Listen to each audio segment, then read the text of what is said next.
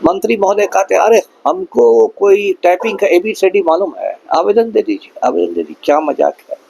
जब आपको कोई जानकारी नहीं तो आप मंत्री महोदय खाली अपना चेहरा दिखाने के लिए, चेहरा चमकाने के लिए बने हैं। नहीं, वो तो बोलते हैं हम कुर्सी के लिए न बने हैं। और जो हमारे मुख्यमंत्री हैं पलटू राम, सुशासन बाबू, उनको तो माफिया की चमचागिरी से फुर्सत ही नहीं। बेल्ट्रॉन से जैसे ही मंत्री साहब का ऑडियो सुनने में आया, उसके बाद सारे बेल्ट्रॉन के अभ्यर्थियों का जो है माथा काम नहीं कर रहा है कि बेल्ट्रॉन के मंत्री क्या कह रहे हैं। बेल्ट्रॉन के मंत्री कह रहे हैं अभ्यर्थियों से बात करके कि हमको टाइपिंग का एबीसीडी भी नहीं पता है, आप क्या बोल रहे हैं, हम जांच करवा रहे हैं। अब जांच करवाने की आड़ में इधर जो नए लोगों का नियुक्ति करवा रहे हैं, और बेल्ट्रॉन को ये भी डर सता रहा है कि कोर्ट में मामला गया है तो कोर्ट से कुछ इधर उधर ना हो जाए। इस पर मैं पूर्व आईपीएस ऑफिसर अमिताभ दास सर से जानेंगे कि मंत्री साहब कह रहे हैं कि हमको एबीसीडी कुछ पता है टाइपिंग का।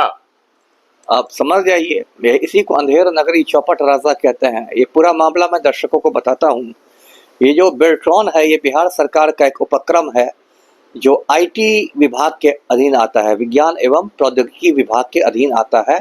जो बेल्ट्रॉन के एमडी होते हैं वो एक आईएएस पदाधिकारी होते हैं, और जो एक आईटी मिनिस्टर जो बिहार के हैं, कोई मंटू जी हैं, कृष्ण कुमार मंटू, भाजपा के नेता हैं, वरिष्ठ नाम बात हैं।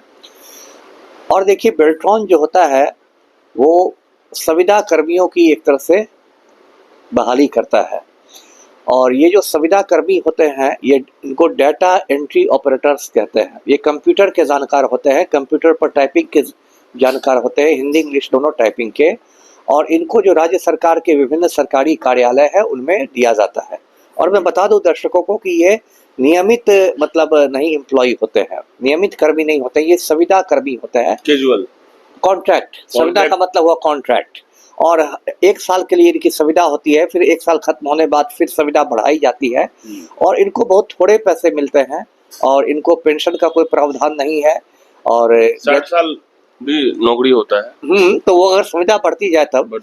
और ग्रेचुइटी, प्रोविडेंट फंड, ये सब का कोई प्रावधान नहीं है। एक प्रकार के अग्निवीर जैसे लोग हैं। लेकिन दुख की बात है कि यहाँ इतनी बेरोजगारी है बिहार में कि लोग संविदा कर्मी बनने के लिए भी मतलब मारामारी है। अब पिछले साल इसका मतलब विज्ञापन निकाला था बेल्ट्रॉन ने, और उसमें देखिए 6 लाख लड़के लड़कियों ने आवेदन दिया। अब बेरोजगारी का आलम देखिए। फॉर्म भरने का 1000 रुपया शुल्क रखा गया था। तो आप जोड़ दीजिए 6 लाख गुणा 1000, कितना करोड़ रुपया बेल्ट्रॉन के खजाने में चला गया जी। उसके बाद इतना खजाना में गया, और उसके बाद परीक्षा हुई, और उसके बाद जो अभी 1-2 महीने पहले अप्रैल में जो आया है परीक्षा फल, जो है रिजल्ट आया है, उसमें बहुत सारी अनियमितताएं हैं। पूरा बिहार में हल्ला हो गया है कि बेल्ट्रॉन बदनाम था पहले से ही, और बदनाम हो गया है पूरी तरीके से जो है। बिल्कुल, इससे तो इनकार नहीं किया सकता कि बहुत बड़ा गड़बड़ झाला हुआ है। अब जो संलिप्त है वो तो जांच के बाद पता चलेगा। अब इसमें देखिए क्या है कि बच्चे जो है वो, फिर जो बिहार के बच्चों की यही नियति हो गई है कि गर्दनी बाग चलो, है ना। बीपीएससी की संयुक्त परीक्षा हुई थी 70वीं, उसमें इतने महीने तक गर्दनी बाग बच्चे बैठे रहे थे, उसका कुछ फलाफल नहीं निकला। 3 बार लाठियां चली बिहार में दिसंबर महीने में। सिपाही भर्ती का होता है, पेपर लीक करता है, उसमें कुछ नहीं होता है। TRE 3 की परीक्षा हुई, शिक्षक भर्ती, उसका पेपर लीक हुआ। मंत्री साहब की नीयत को देखिए सर। क्या अब मैं क्या कहूँगा, ये तो मंत्री, अभी एक ऑडियो वायरल हो रहा है, मुझे भी लोगों ने सुनाया है। अब ऑडियो में है कि एक बेल्ट्रॉन के अभ्यर्थी है, कोई सहरसा का रहने वाला लड़का है, वो मंत्री महोदय को फोन करता है। मंत्री महोदय कहते हैं, अरे हमको कोई टाइपिंग का एबीसीडी मालूम है, आवेदन दे दीजिए, आवेदन दे दीजिए। क्या मजाक है। जब आपको कोई जानकारी नहीं तो आप मंत्री महोदय खाली अपना चेहरा दिखाने के लिए, चेहरा चमकाने के लिए बने हैं। नहीं, वो तो बोलते हैं हम कुर्सी के लिए न बने हैं। तो वही है, तो देख लीजिए कुर्सी के लिए बने हैं। तो लोकतंत्र में आप कुर्सी के लिए बने हैं, तो फिर जनता का क्या होगा। ये कोई बात हुई। और आवेदन का क्या बिहार में हश्र होता है वो बिहारी के लोगों को नहीं मालूम है। वो आवेदन किस कूड़ादान में चला जाएगा। यहाँ तो ये हालत है कि परसों NMCH में एक मरीज भर्ती हुआ, उसके पैर की उंगलियां चूहे कुतर के ले गए। ये हालत है बिहार की। राजधानी पटना के अस्पताल, भले ही पलटू राम जो भी बोल रहे कि 2005 के पहले ऐसा होता था जी, वैसा होता था जी, अभी परसों की खबर आई है, राजधानी पटना के अस्पताल में ये हालत है। एक मरीज सोया, सवेरे उठे, उसने देखा कि 3-4 उंगलियां तो चूहे उसका कुतर के ले गए।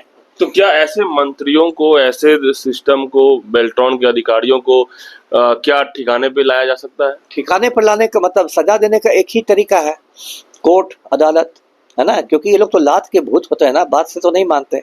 आप गर्दनी बाग में 10 साल भी आंदोलन कर दीजिएगा, भूख हड़ताल कर दीजिएगा, आत्मदाह कर लीजिएगा, इन लोग के कान पर जू नहीं रहेगी। ये लोग लात के भूत होते हैं, चाहे मंत्री हो या अधिकारी हो। कोर्ट का देखिए लात पड़ेगा, न्यायपालिका की लात पड़ेगी, इनको तुरंत ज्ञान प्राप्त हो जाएगा, सब काम एकदम हड़बड़ी में होगा। और नहीं तो ये लोग ऐसे, अब तो देखिए इसमें देखिए बेल्ट्रॉन का कार्यालय पटना के शास्त्री नगर में है, वहां जाके बच्चों ने मतलब मांग रखी अपनी, शांतिपूर्ण ही मांग थी, कोई तोड़फोड़ नहीं, कोई आगजनी नहीं। और उस बात पर बेल्ट्रॉन के कर्मी ने शास्त्री नगर थाना में FIR करवा दिया। ये बिहार में एक नया ट्रेंड शुरू हुआ है, ताकि कोई डर जाए। सबको डराने धमकाने का ट्रेंड। आपको याद होगा जब BPSC आंदोलन हो रहा था, तो जो BPSC के चेयरमैन है रवि मनु भाई परमार, वो हर बार यही बोलते थे, ये उदंड बच्चे हैं, ये उपद्रवी हैं, ये उदंड है, उपद्रवी है। अरे क्या उदंड है, उपद्रवी है? आप एक परीक्षा ठीक से करा नहीं सकते। बापू परीक्षा केंद्र पर आपके केंद्राधीक्षक की मौत हो गई हार्ट अटैक से, है ना, आप में वो कुव्वत नहीं है। और आप ये तो उल्टा चोर कोतवाल को डांटे वाली स्थिति है कि वही उदंड है, वही उपद्रवी है। आप बेल्ट्रॉन कहेंगे कि ये जितने बच्चे हैं सब उदंड है, सब उपद्रवी हैं, परसों कहेंगे सब आतंकवादी हैं, फिर कहेंगे ISI के एजेंट हैं। तो इसका कोई जवाब है? बिल्कुल। तो IPS अमिताभ दास, पूर्व IPS अमिताभ दास, इसको लेकर क्या एक्शन में आएंगे, जिस तरीके से बच्चों का हालत है? मैं तो बच्चों के साथ खड़ा हूँ और बच्चों से कहता हूँ कि भाई अपने आंदोलन को शांतिपूर्ण रखिए और कानून के दायरे में रखिए, और किसी अच्छे वकील को लेकर पटना हाईकोर्ट का दरवाजा खटखटाइए।